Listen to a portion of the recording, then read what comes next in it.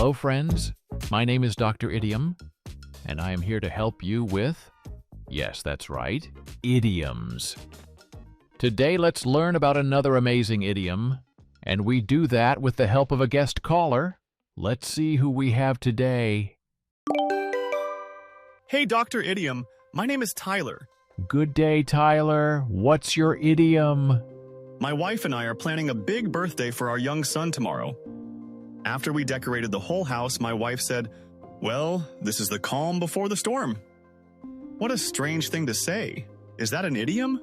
Yes, indeed. I think the many children at the birthday party are the storm. But before we talk about that, let's talk about the meaning of this idiom.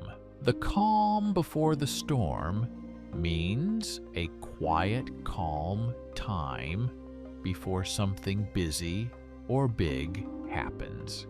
Like many other weather idioms, the history of this phrase comes from the time of ships and sailors. To be on a ship during a storm was often dangerous. They didn't like storms. The sailors noticed that the ocean and air were often calm before a big storm. Today, people use this idiom when there is peace and quiet before something stressful happens, like a sleeping baby before it wakes up. Here's a sentence.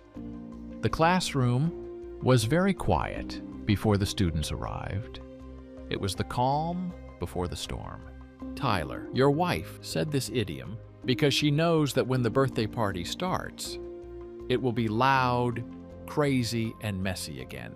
So try to enjoy the quiet and clean room before the storm arrives. Have a great birthday party. I hope you survive the storm.